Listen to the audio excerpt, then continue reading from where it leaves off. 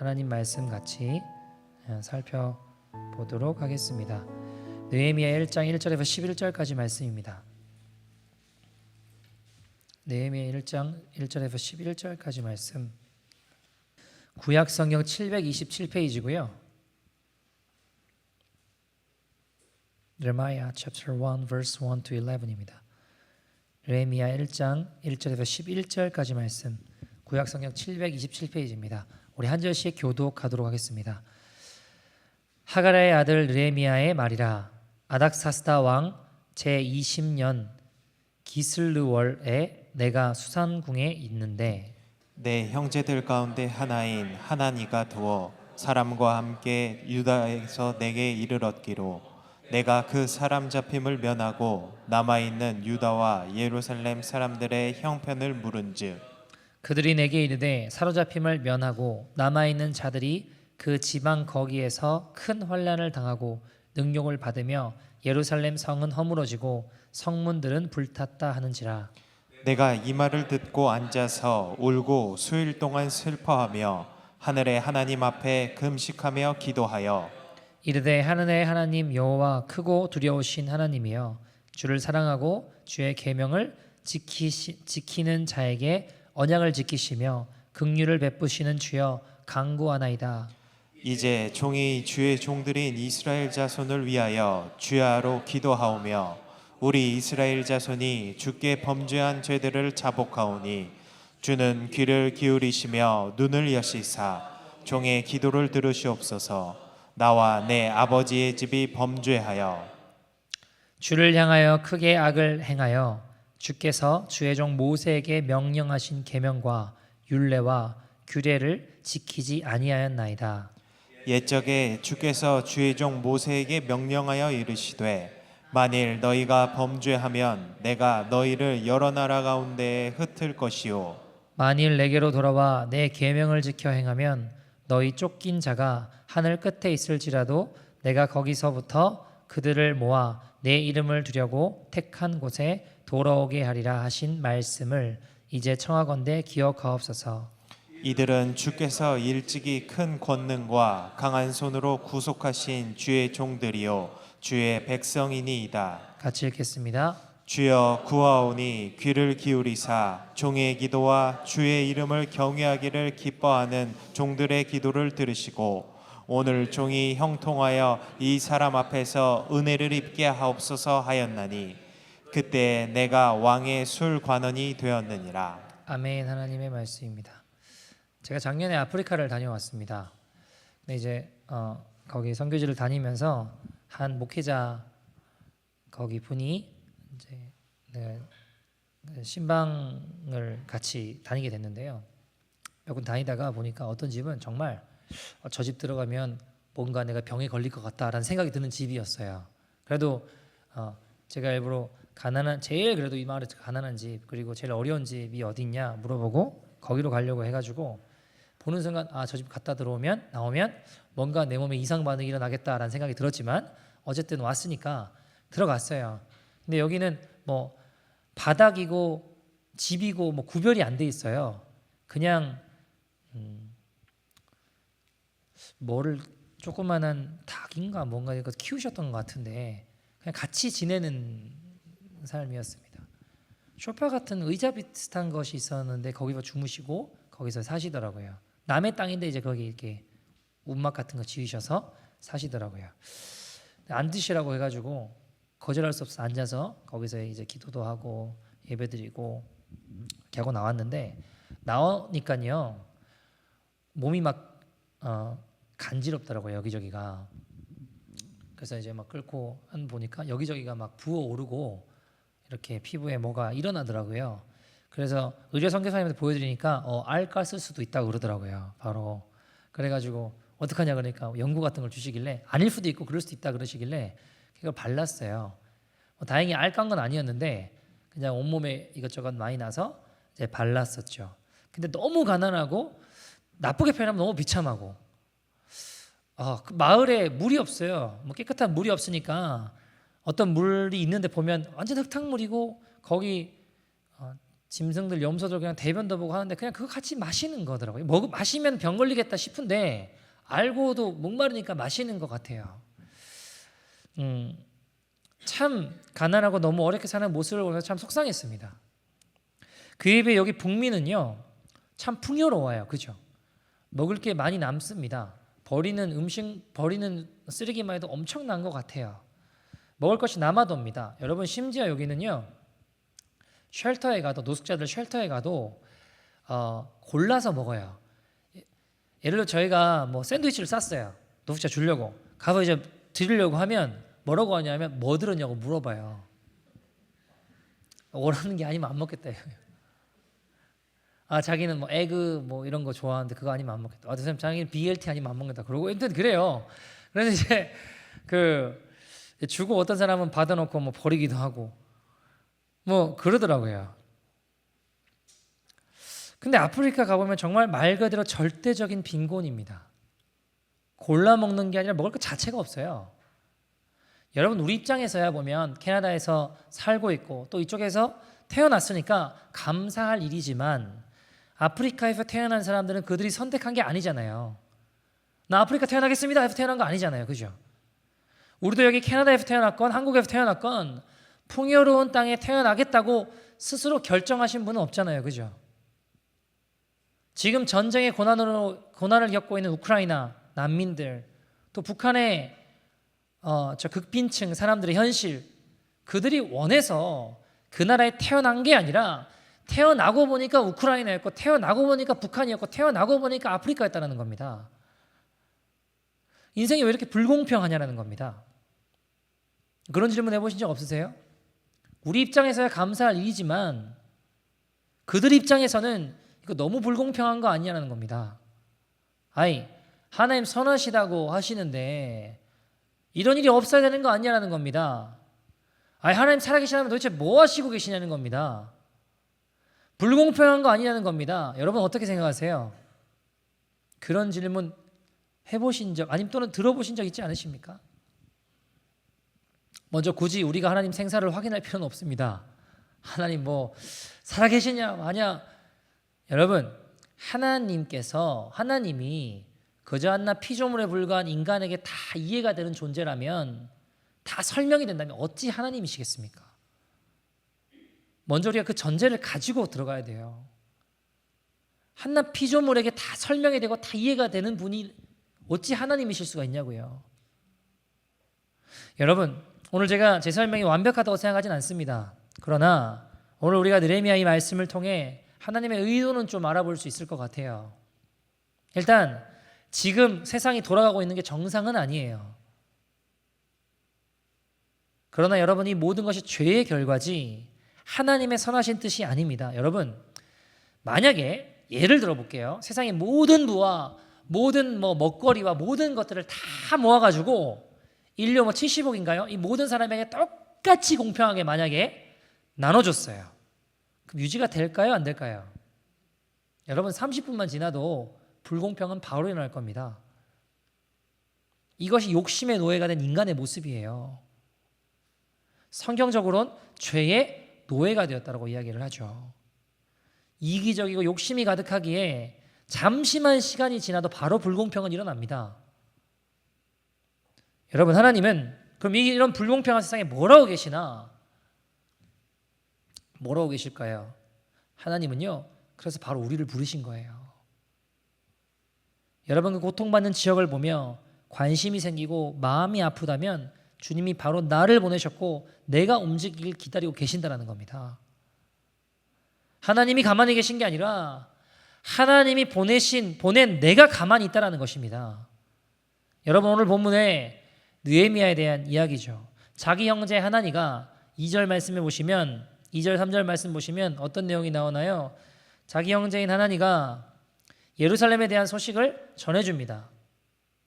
귀한 자로 에스라와 함께 12년 갔다가 12년 만에 지금 하나니가 페르시아로 다시 돌아와서 예루살렘의 상황을 자기 형 느헤미야에게 알려주는 거예요. 2절 3절 말씀 같이 읽어볼까요? 같이 읽겠습니다. 시작. 내 형제들 가운데 하나인 하나니가 두어 사람과 함께 유다에서 내게 이를 얻기로 내가 그 사람 잡힘을 면하고 남아있는 유다와 예루살렘 사람들의 형편을 물은즉 그들이 내게 이르되 사로잡힘을 면하고 남아있는 자들이 그 지방 거기에서 큰 환난을 당하고 능욕을 받으며 예루살렘 성은 허물어지고 성문들은 불탔다 하는지라. 여러분, 그들이 주변에서 얼마나 많은 수모와 어려움을 당했는지, 그리고 여러분, 남유다가 기원전 586년에 이제 망하죠. 예루살렘 성벽이 회파된 이후에 무려 지금 한 140년 동안 그대로 방치되어 있는 상황입니다.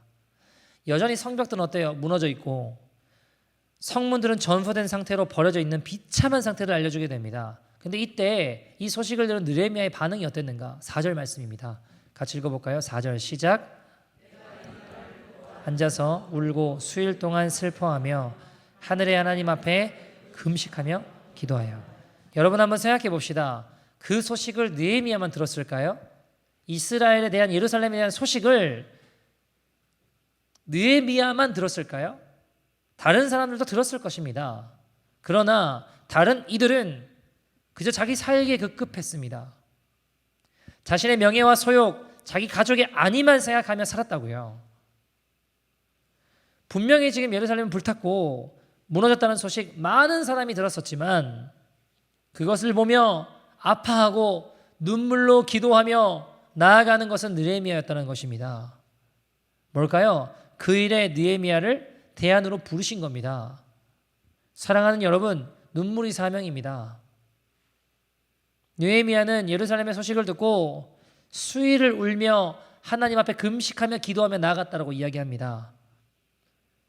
뭐라고 기도했나요? 5절에서 7절 말씀 한번 읽어볼까요? 이렇게 기도합니다. 같이 읽어보죠. 시작.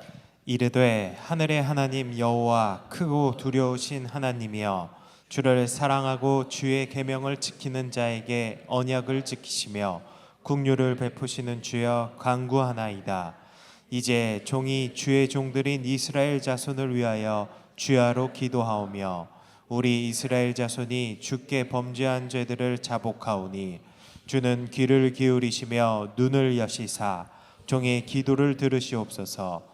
나와 내 아버지의 집이 범죄하여 주를 향하여 크게 악을 행하여 주께서 주의 종 모세에게 명령하신 계명과 율례와 규례를 지키지 아니하였나이다.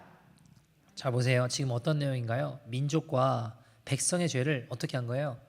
내 죄로 끌어안은 거예요. 그들의 비고 소진된 자리를 내 책임으로 끌어안고 가는 겁니다.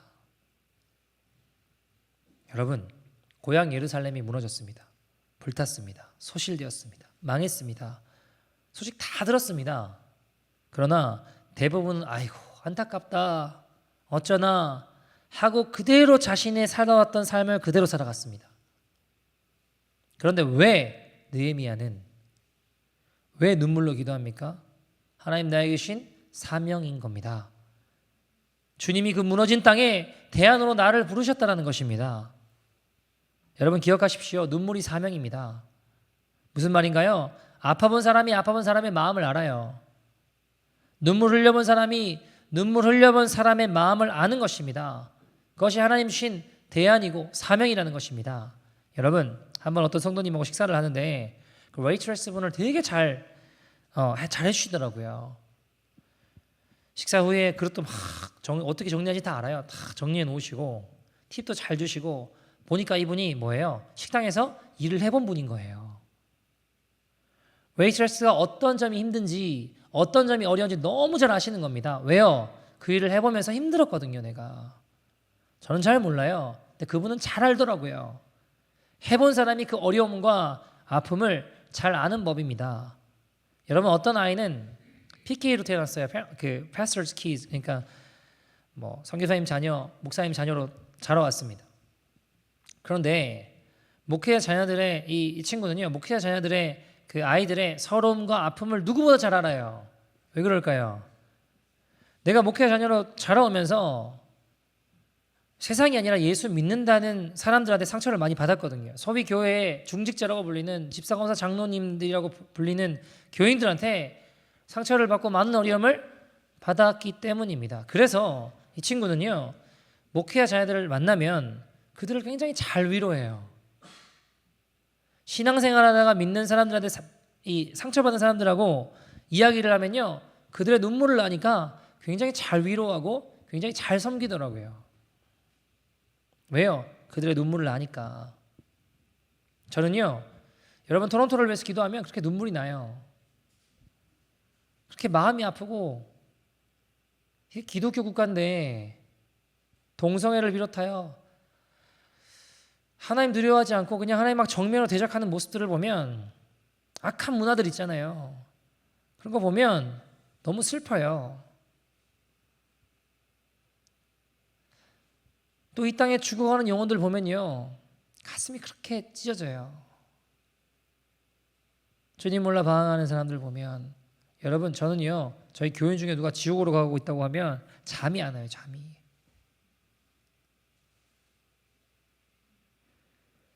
지옥이 어떤 것인지 제가 조금은 아니까. 절대로 거긴 가면 안 되니까. 불구가 되고 모든 것을 다 잃어버린다고 해도 거기만 가면 안 되거든요. 여러분 자녀세대 생각하면 참 마음이 아파요. 성도님들 가정마다 자녀 문제가 없는 집이 없어요. 근데 그 아이들이, 또 방황하던 사람들이, 주님 모르던 자들이 회복되며 주님의 사랑 앞에 굴복할 때 얻는 기쁨은요, 여러분 세상 그 어떤 것과도 비교할 수가 없습니다. 여러분 비단 저에게만 주신 사명일까요? 이 땅을 바라보며 안타까운 눈물이 있지 않으십니까? 자녀 세대를 바라보며 주님의 눈물을 가지고 계시지 않으십니까?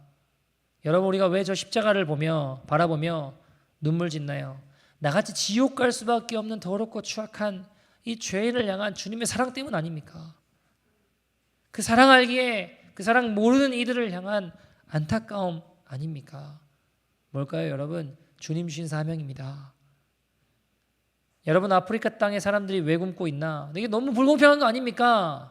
여러분 그래서 주님이 우리를 대안으로 부르신 것입니다.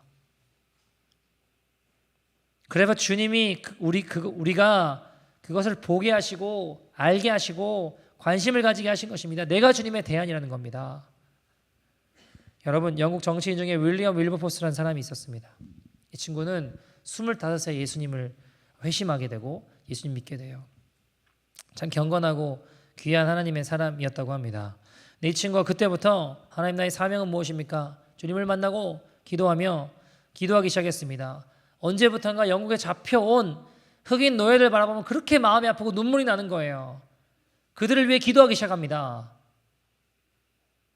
눈에 그 모습이 떠나지 않고 눈물로 기도가 나오기 시작해요. 그래서 하나님 내게 주신 사명이 이 흑인 노예들을 해방하는 일들을 위해 나를 부르셨구나 발견하고 27살에 노예 폐지 운동을 일으킵니다.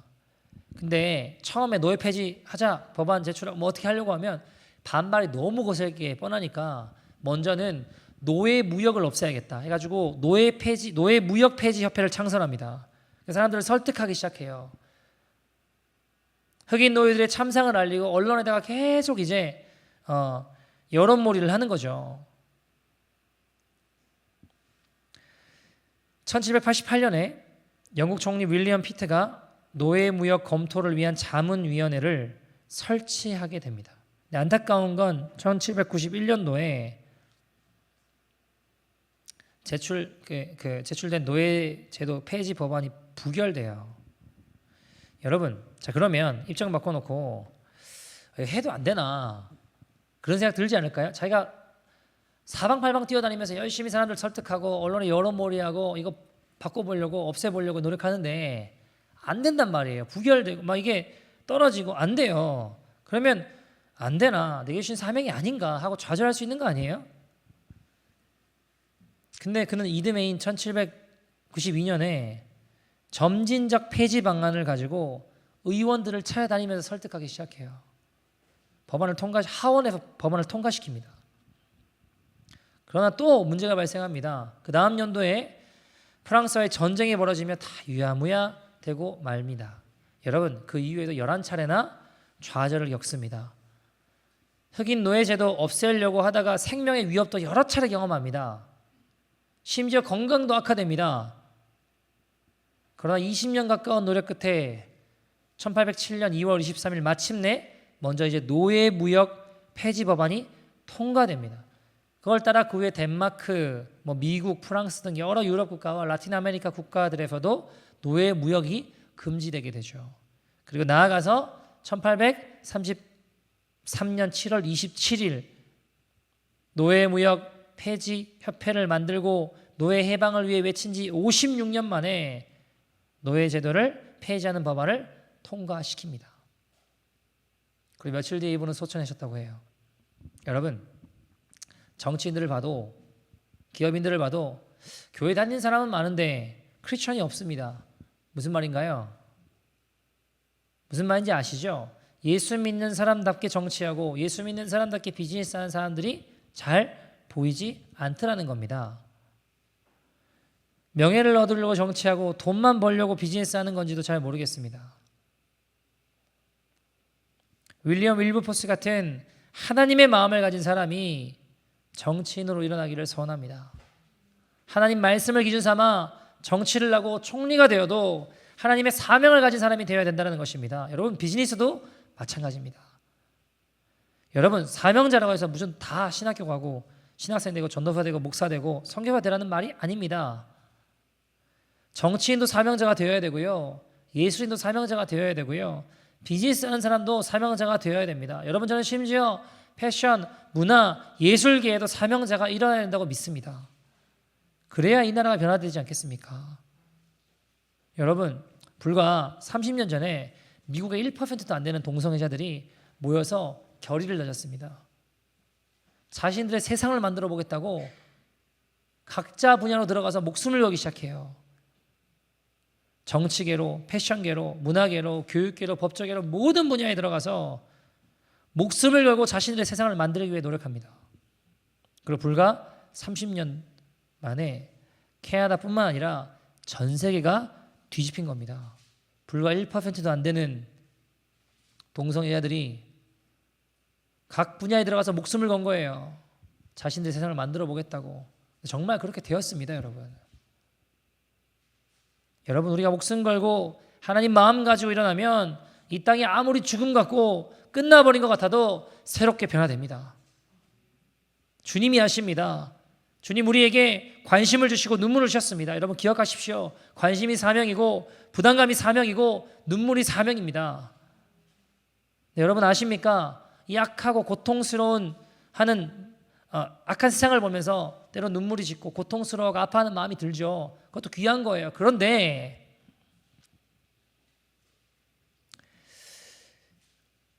이 마음 가지고 기도나 관점이 인생의 잘못된 방향으로 흘러가는 두 분류의 사람들이 있습니다. 첫째, 약한 세상을 보면서 이 상황을 놓고 하나님을 원망하는 쪽으로 가는 사람. 두 번째, 그저 사람들을 원망하는 쪽으로 가는 사람들이 있습니다. 둘 다 잘못된 방향으로 흘러가는 거예요. 고난과 고통의 문제, 세상의 악의 문제를 보면서 이거 너무나도 큰 문제이기 때문에 이렇게 역사를 운행하시는 하나님 잘못된 하나님이라고, 또는 그런 세상을 만든 사람들에게 대하여 비난하고 비판하고 원망하는 마음만 갖는 경우들이 있습니다.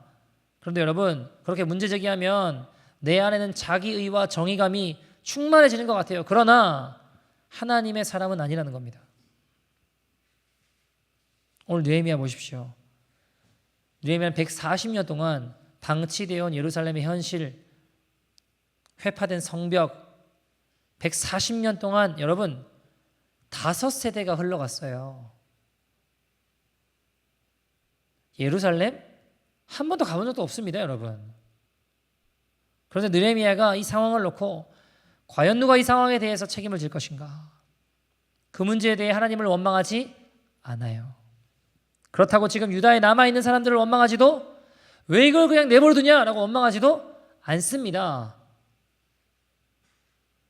자기들을 포로로 끌고 온 지배자들을 원망하지도 않아요. 오히려 그는 그것을 자신의 문제로 끌어안았다는 것입니다. 여러분, 어떻게 그 간격을 넘어서 자신의 문제라고 끌어안을 수 있을까요? 여러분, 우리는 어때요? 다 그러신 건 아니겠지만 우리는 자녀가 조금만 문제가 생기고 또는 재정에 조금만 문제가 생기면 그저 남 탓하고 남편 탓하고 아내 탓하고 서로 원망하고 비난하고 우리 인생 문제 제기하는데 매우 익숙하지 않으십니까? 내가 그 문제에 대한 대안이 되겠다고 나서는 사람 거의 없더라는 겁니다. 여러분 오늘 왜 이 느헤미야 말씀이 중요할까요? 무너진 가정의 성벽을 누가 세우시겠습니까? 회파된 이 시대 교회의 성전을 누가 다시 세우시겠습니까? 물질 만능주의와 향락과 인본주의로 주저앉아가는 이 사회를 누가 다시 살릴 수 있겠습니까?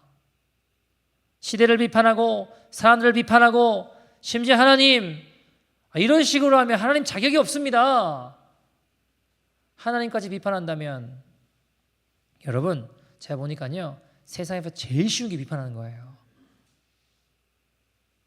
그러나 제가 책임지겠습니다. 이것을 저의 문제로 끌어안겠습니다. 느헤미야의 기도, 느헤미야가 하는 것은 결코 쉬운 일이 아닙니다. 그래서 여러분 기도하는 것도 참 이렇게 어려워요. 왜냐하면 정말로 기도하면요 진심으로 기도하면 하나님 그 사람을 보내시더라고요. 네가 나의 눈물을 가지고 있구나. 네가 나의 아픔을 같이 느끼고 있구나. 네가 가서 해결해 주면 안 되겠니?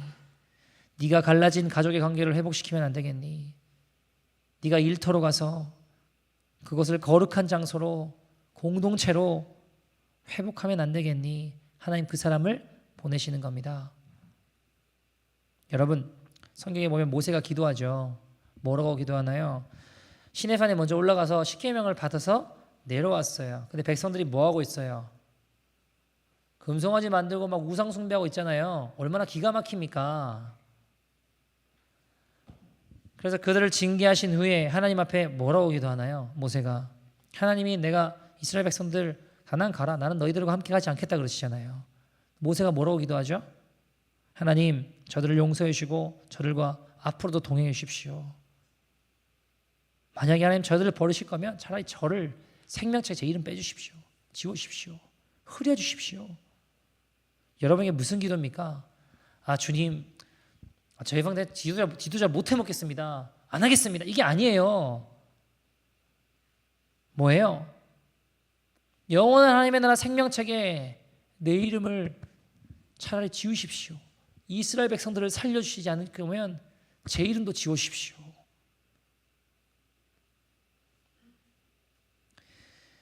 자기 문제를 끌어안는 것입니다.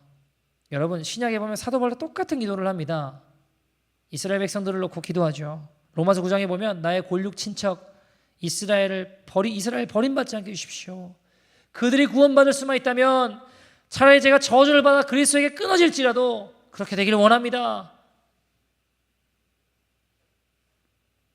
여러분 사도 바울이 신약 성경 거의 절반을 썼거든요. 13서신을 썼다라고 27권 중에 13신을 썼다라고 이야기합니다. 근데 그게 가장 강조되는 게 뭔지 아세요? In Christ, in Christ. En Cristo. 굉장히 많이 나옵니다. 300 몇십 번 나와요. 제일 많이 강조되는 거예요. 그리스도 안에. 거기에 구원이 있다. 근데 지금 바울이 뭐라고 기도하는 거예요? 그것이 자신의 전부이고 자신의 정체성이고 존재의 이유인 사람이 그게 사도 바울입니다. 근데 뭐라고 기도하는 거예요? 내 백성, 내 동포 이스라엘을 건져주시길 원합니다. 제가 버림받는 한이 있더라도 저는 그것을 원합니다. 여러분 제정신이 아닌 거죠. 그죠? 이상한 기도를 하고 있는 거죠. 근데 여러분 이게 진짜 중보 기도예요. 진짜 사명자의 모습입니다. 그 사람을 불쌍히 여기는 정도가 아니라 내가 영적인 책임을 지는 기도를 하는 거예요. 그 자리에서 목숨을 걸며 기도하는 것입니다. 여러분 에스겔서 22장 30절 말씀 같이 한번 읽어볼까요? 같이 한번 읽어보죠. 시작. 이 땅을 위하여 성을 쌓으며 성 무너진 데를 막아서서 나로 하여금 멸하지 못하게 할 사람을 내가 그 가운데에서 찾다가 찾지 못하였으므로. 여러분 왜 하나님께서 그 시대를 심판하실 수밖에 없는가? 지금 뭐라고 이야기하고 있나요? 에스겔 말씀은요. 이 무너진 데를 자신의 온 몸으로 맡겠다는 사람이 아무도 없다라는 것입니다. 하나님 과연 이 어둡고 악한 세상에 과연 무엇을 하고 계시는가? 이 어려운 인생 가운데 하나님 도대체 무엇을 하고 계십니까? 이 어려운 시대에 하나님 무엇을 하고 계세요? 그 질문은 바로 우리 자신에게 돌아오게 되어 있다는 것입니다. 하나님은 고통받는 세상 가운데 우리를 해답으로 보내셨어요. 하나님이 고통받는 가정에 왜 아무도 아무 일도 안 하고 계십니까? 하나님 뭐라고 그러세요? 내가 너를 보내지 않았느냐? 하나님이 고통받는 시대와 현실 가운데 하나님 도대체 뭘 하고 계십니까? 그래서 내가 너희를 보내지 않았느냐? 예전에 저도요,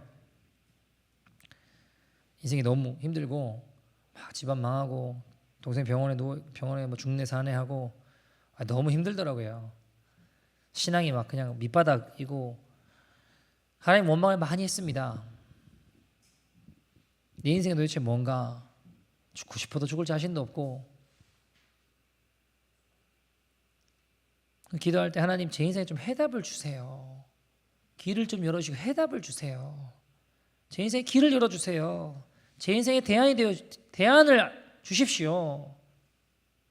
저 주님을 만나고 제 기도가 어느 순간부터 바뀌기 시작하더라고요. 뭐라고 바뀔까요? 우리 인생의 최대의 난제인 이 죄의 문제를 직접 온몸으로 뚫고 나가신, 그렇게 해결해 주신 예수님 만난 이후부터는요, 저희 기도가 바뀌기 시작해요. 하나님, 제가 우리 가정에 해답이 되게 해주십시오. 하나님이 막혀있는 이 시대 교회 현실에 제가 길을 뚫는 사람이 되게 해주십시오. 제가 대안을 찾는 것이 아니라 내가 책임지고 저 자신이 이 시대에 하나님의 대안이 되는 사람이 되게 해주십시오. 기도하게 되었습니다.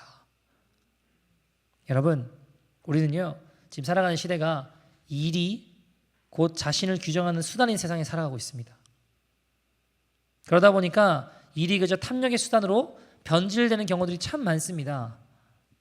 남들이 멋있다 인정하는 직장 갖기 위해 온갖 노력을 하거나, 아니면 세상의 일을 선하지 않은 것으로 구별해버리고 그냥 뭐 수도원 같은 데 들어가서 살듯 애쓰죠. 근데 여러분, 우리가 일하는 곳이 곧 사역지입니다. 그것이 가정이 되었건 직장이 되었건 그 가운데 복음의 역사가 일어납니다. 그래서 우리는 적극적인 자세와 성실한 태도로 대해야 돼요. 주님 마음 가지고요. 여러분, 미국 동부 건설회사 중에 주차타워 건설하신 분이 되게 유명한 분 중에 티마스라는 회장님이 계시거든요. 근데 이번 하영록 회장님이 그런 이야기를 해요. 건축 설계 쪽에 굉장히 큰 회사인데 본인은 일을 할 때 10개를 해야 되면 11개를 했대요. 항상. 예를 들어 상사가 물을 챙겨와라 그러면 냅킨까지 챙겨갔대요. 이것이 엑스트라 마일이라고 합니다. 한 걸음 더 나아간다는 뜻이죠. 성경에도 뭐라고 되어 있나요? 오리를 가고자 하는 자에게 어떻게 하라고 하나요? 내가 너랑 왜 같이 가? 그러라고 하셨나요? 십리를 같이 가라 라고 하셨죠. 예수님 그러셨죠. 같은 이치입니다. 상사의 요구에 맞춰 성과를 더 내라 이 말이 아니고요. 하나님의 마음을 이해하는 것이고 다른 사람의 필요를 생각하는 것입니다. 몸과 마음을 다해 하나님 섬기고 사랑하는 것처럼 하나님 허락하신 모든 일에 진정성과 마음을 갖고 임해야죠. 여러분, 이 엑스트라 마일을 우리의 하나님 허락하신 장소에서 계속 지속적으로 반복하면, 일을 대하면 하나님의 마음으로 우리가 이것을 가지고 나아가야 돼요. 하나님 마음으로 사명의 길을 여정을 걸어갈 때에 각자 섬기는 영역에서 복음이 전해지고 참된 성장과 회복이 일어날 줄 믿습니다. 여러분, 우리가 우리를 부르신 그 부르심 생각해보면 때로는 좀 부담이 될 수도 있어요. 그죠? 갈등이 되고 고민될 수 있나요? 없나요? 그럴 수 있어요. 느헤미야도 그랬습니다. 여러분, 느헤미야가 자신을 대안으로 부르신 주님의 그 사명 앞에서 그도 왜 고민이 없었겠습니까? 자기는 지금 왕의 총애를 받고 있습니다. 잘 먹고 잘 살고 있습니다. 그런데 왜 그것을 뒤로 하고 무너진 예루살렘 성벽을 세우러 간다? 쉽지 않겠죠. 여러분, 그는 꽤 오랜 시간 기도하고 금식했습니다. 한 4개월 정도 됐던 것 같아요. 왜냐하면 오늘 보면 1장 1절에 보면 언제라고 하나요? 아닥사스다 왕 제20년 언제요? 기슬르월이라고 이야기하죠. 기슬르월. 기슬르월이 이게 11월 중순이거든요. 근데 이제 2장 1절에 왕한테 이제 보고를 하러 가요. 나 예루살렘 가겠습니다. 2장 1절에 보면 그때가 언제라고 하나요? 아닥사스다 왕 제20년 언제요? 니산월이라고 하죠. 여러분 니산월은 3월 중순이에요. 그러니까 한 4개월 동안 왕 앞에 보고하기 전에 뭐 한 거예요? 간절히 하나님 앞에 기도하며 결단한 겁니다. 왜요? 그도 평범한 우리들처럼 갈등이 일어나는 거예요. 그래서 이렇게 기도합니다. 8절 9절 말씀 보시면 같이 한번 읽어볼까요? 8절 9절 시작. 옛적에 주께서 주의 종 모세에게 명령하여 이르시되 만일 너희가 범죄하면 내가 너희를 여러 나라 가운데에 흩을 것이요 만일 내게로 돌아와 내 계명을 지켜 행하면 너희 쫓긴 자가 하늘 끝에 있을지라도 내가 거기서부터 그들을 모아 내 이름을 두려고 택한 곳에 돌아오게 하리라 하신 말씀을 이제 청하건대 기억하옵소서. 아멘. 이게 무슨 말인가요? 하나님의 약속, 하나님의 약속의 말씀 그걸 붙잡고 지금 기도하는 거예요. 그리고 11절에 보시면 이런 일이 벌어지죠. 이렇게 일어납니다. 주여 구하오니 귀를 기울이사 주의 종의 기도와 주의 이름을 경외하기를 기뻐하는 종들의 기도를 들으시고 오늘 종이 형통하여 이 사람 누구예요? 아닥사스다 왕. 그 왕 앞에 은혜를 입게 하옵소서 하였더니 어떻게 되었다고요? 그때에 내가 왕의 술관원이 되었다라고 이야기하죠. 여러분 왕의 목숨을 책임지는 사람이 되었습니다. 당시 술관원은 왕이 음식을 맛보기 전에 먼저 그것들을 맛보는 왕의 목숨을 책임지는 아주 중요한 사람이었습니다. 오늘날 종으로 형통하여 이 사람 아닥사스다 왕 앞에 은혜를 입게 하옵소서 그 은혜를 입고 왕 앞에 나아가게 된 것입니다. 여러분 하나님 예루살렘 회파되었습니다. 하나님 억울합니다. 통곡해요. 무척 답답한 심정입니다. 하나님이 무너진 성벽이 회복되어야 되는데 누가 이것을 회복할 수 있겠습니까? 에스라를 보내는데 실패했습니다. 다른 사람을 보내주십시오 하며 기도했죠. 그의 회개 기도가 5절부터 10절 쭉 이어지는 내용 아닙니까? 마음에 갈등이 일어납니다. 누군가 성전을 재건할 사람이 필요한데 어쩌면 느헤미야는 자신이 그 책임을 맡고 싶지 않았을지도 몰라요. 갈등이 됐을 수 있겠죠. 이게 약 4개월 정도 됐다는 겁니다. 그리고 왕 앞에 나가기로 결심합니다. 네가 하면 되잖아. 네가 가라. 하는 마음이 들었지만 어때요? 싫었어요. 결단을 미루고 회개하고 하나님 능력을 찬양하고 기도하다가 도저히 견딜 수가 없어서 결국 하나님 제가 가겠습니다. 제가 갈 테니 오늘 종으로 형통하여 이 사람 앞에 은혜를 입게 하옵소서. 그리고 그 기도가 응답된 것입니다.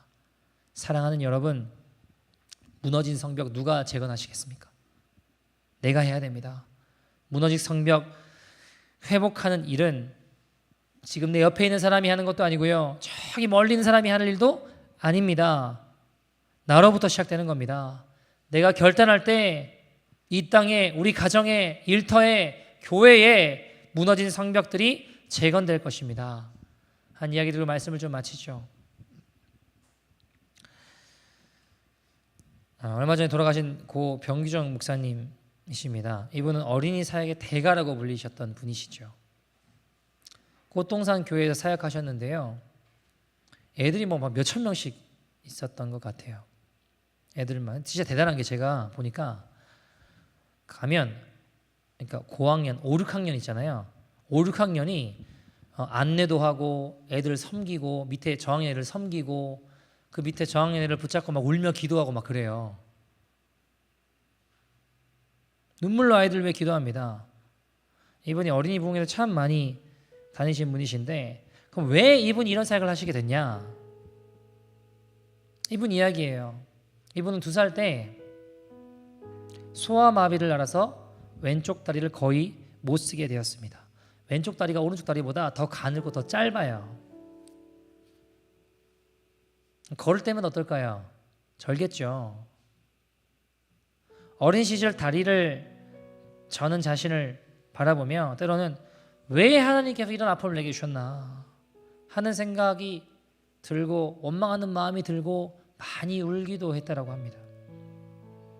근데 어린 시절에 매일 새벽 4시 반이 되면 병희정 목사님을 어린 병희정 목사님을 등에 업으시고 새벽 기도 가셔서 저를 품에 꼭 안으시고 해가 중천에 들 때까지 하나님 제 다리를 우리 아들에게 주실 수 없습니까? 이 어미의 다리를 제 아들에게 주실 수 없습니까? 또 기도하시며 계속 우셨던 어머니의 기도 소리가 아직도 귓가에 생생히 들리는 듯 하다고 하십니다. 어머니 다리라도 주고 싶었던 그 사랑을 잊을 수가 없는 거죠. 그때 흘리셨던 어머니의 그 눈물, 저의 다리, 저의 가슴으로 흘러내렸습니다. 그때 만약 어머니께서 이 목사님을 포기하셨다면 어떻게 되었을까?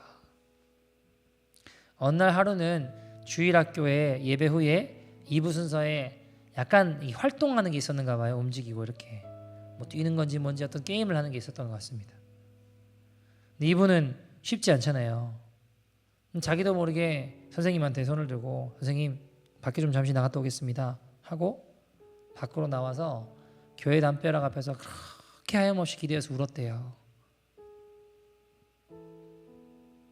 어른들은 제가 다리가 아프지 않으면 멀쩡했으면 하나님께로 도망갈까 봐 하나님이 제 다리를 아프게 하셨다는 말씀을 많이 들었는데 하나님 저는 이해가 안 됩니다. 왜 다 같이 주일학교 다니고 다 같이 하나님 믿는데 다른 아이들은 다리가 아프지 않은데 저만 다리가 아파야 됩니까? 무너지는 어린 마음을 하나님께서 성경 말씀을 통해 이렇게 위로해 주시는 것 같았습니다. 다리가 아프다고 울지 마라. 네가 아픈 것은 부모 때문도 그 누구의 잘못 때문도 아니란다. 네가 장애를 입은 것은 하나님의 사랑 때문이다. 네가 태어나기 전부터 이렇게 정해진 것이란다. 하나님 그의 사랑하시는 어린 아이들에게 다 한 가지 이상의 아픔을 주신단다. 다른 아이들은 다리가 아프지 않을지 몰라도 가정의 아픔이 있거나 또는 다른 여러 가지 아픔을 가지고 있기도 한단다. 어려움, 시련, 눈물, 아픔이 없으면 너희들이 나를 찾겠니? 네가 하나님 곁을 떠날까 봐 그래서 내가 너를 잃을까 봐 너에게 아픔을 허락했단다. 하나님 나라에 들어갈 때까지만 참으렴. 이 목사님이요 이때부터 하나님 사랑을 깨닫고 하나님께 점점 더 가까이 다가가게 되었습니다. 근데 여러분 그래도 어린 시절 아픔이란 이루 말할 수 없는 아픔의 연속이었어요. 장애를 놀리는 아이들, 흉내내는 아이들 앞에 마음이 자꾸 무너지는 거죠. 여러분 이 목사님이요 천천히 걸으면 천천히 걷는 대로 빨리 걸으면 빨리 걷는 대로 걷는 모습을 막 흉내내기도 하고 책가방을 뺏어서요 서로 던지고 주고받다가 결국 가방이 땅바닥에 떨어져 안에 막 다 내동댕이 치고 가방에 쏟아진 소지품들을 붙들고 서럽게 울던 기억들이 많이 있으시다고 합니다. 너같이 다리 아픈 애 보면 재수가 없다고 하며 때리고 돌을 던지는 아이들 때문에 하교 후에 가까운 거리에 두고도 길을 돌아가거나 길가에 모여있는 아이들이 모두 돌아갈 때까지 숨어서 한두 시간 흐느껴 울다가 집으로 발걸음을 옮기기도 했습니다. 또 집에 도착하면 집에 도착하는 대로 이유 없이 늦는다고 야단치시는 아버지 앞에서 아버지도 내 마음을 몰라주는구나. 그 누구도 내 마음을 알아주지 않는구나 라는 생각에 아이들에게 놀림받을 때보다 더 서럽고 더 많은 눈물을 흘렸다고 합니다. 고등학교 진학할 때가 됐는데 어머니는 규정아 너는 하나님 종으로 드려져야 된다 하며 신학대 갈 수 있도록 제가 이 인문계 고등학교 진학하기를 원하셨는데요. 아버지는 어떠실까요? 다리가 불편하니까 앉아서 작업이라도 할 수 있는 직업으로도 생계를 네가 꾸려가야 된다고 실업계 고등학교 가야 된다고 결국 아버지의 주장 앞에 이길 수가 없어서 실업계 고등학교로 진학하게 되죠. 어떻게 하는 일마다 안 되는 거예요. 막히는 거예요. 취직도 안 되고 대학도 떨어지고 다리는 불편하고 소지품이라고 하고는 주민등록증 하나밖에 없는 겁니다. 이런 내 인생을 바라보면 스스로 하염없이 비참하게 느껴질 수밖에 없는 거죠. 네, 이때도 어머니는 하나님께서 너를 기다리신다 하시며 손을 붙잡고 격려해 주시고 기도해 주셨어요. 총신대학교 시험을 보는 날, 시험 보는 내내 어머니는 그 수험표 붙잡고 교회에서 기도를 하셨습니다. 그 눈물과 기도가 계속 들린다고 하잖아요. 시험 전날 특히 산에 명희정 목사님 데려가셔가지고 옆에 자라고 하시면서 밤새 하나님께 수험 번호를 얼마나 부르시는지 자면서도 그 수험 번호를 잊을 수가 없으셨다고 합니다. 그리고 여러분, 하나님께서 그 어머니의 간절한 기도와 눈물을 받으시고 결국 주의 종의 길을 열어주셨죠. 어머니가 이런 말씀을 남기셨다고 합니다. 너 넘어질 때마다 예수님을 생각해라. 네 다리 쳐다보는 아이들을 위해 기도해라. 넘어질 때마다 주님의 십자가를 생각해라. 넘어져 손을 다칠 때마다 주의 손에 못 박히심을 생각해라. 넘어져 다리를 다칠 때 주님 다리에 못 박히심을 생각해라. 네가 쓰러진 자리에 주님이 먼저 쓰러지셨다. 네가 넘어진 자리에 주님이 먼저 넘어지셨다. 내가 너를 위해 오늘날까지 하나님의 종이 되도록 기도하고 하나님 앞에 매달렸던 것을 하나님께서 기억하시고 반드시 이루실 것을 나는 믿는다. 이렇게 병기정 목사님은 어머니의 눈물의 기도를 기억하며 그것이 사명이 되어 나와 같은 어린 나이에 아픔과 어려움을 겪는 아이들에게 관심이 가고 눈물이 나고 그 아이들을 위해 살기 시작하셨습니다. 그것이 이분이 어린아이 사역자로 걸어가시게 된 시작입니다. 어머니의 기도, 그 눈물을 기억하고 그것이 사명이 돼서 어린아이들의 아픔을 닦아주는 목사가 되었습니다. 어린아이들을 위해 살아가게 되셨고 어린이 부흥사로 어린이 사역의 대가가 되셨죠. 수많은 아이들이 변화되고 살아나고 회복되었습니다. 사랑하는 여러분, 오늘 본문의 느헤미야도 그렇고 병기정 목사님도 그렇고 내가 너를 지명하여 불렀다. 특별한 음성 들은 거 아니에요. 특별한 기적을 맛본 거 아니에요. 그런 거 아니었습니다. 특별한 계시, 환상, 음성 들은 게 아닙니다. 관심과 눈물이 사명입니다. 그 아픔과 어려움을 통해 나를 불러주셨구나. 이 불공평해 보이는 세상과 어려움 가운데 눈물을 주시고 관심을 주셔서 그것을 위해 주님 나를 불러주셨구나 하고 믿음으로 걸어갔습니다. 사랑하는 여러분, 주님의 부르심에 화답합시다. 우리가 이 시간 같이 한번 기도했으면 좋겠습니다. 사랑하는 여러분, 무너진 성벽 누가 재건하시겠습니까? 내가 해야 됩니다. 무너진 성벽들을 회복하는 일, 내 옆에 있는 사람이 할 일도 저기 멀리 있는 사람이 할 일도 아닙니다. 나로부터 시작되는 것입니다. 내가 결단할 때 이 땅에 우리의 가정에, 일터에, 교회에 무너진 성벽들이 재건될 것입니다. 우리가 이 시간 통곡하는 심정으로 하나님 앞에 기도합시다. 그 눈물과 아픔은 우연이 아닙니다. 하나님의 부르심입니다. 주님, 내가 여기 있습니다. 나를 사용하여 주시옵소서. 무너진 성벽들이 하나님의 능력으로 재건되게 하여 주시옵소서. 우리 가정에, 이 땅의 열방 가운데 예수로 회복되어지고 하나님 말씀 앞에 세워지는 감격스러운 장면을 보게 하여 주시옵소서. 다같이 주의 이름 부르고 통성으로 기도하겠습니다. 주여!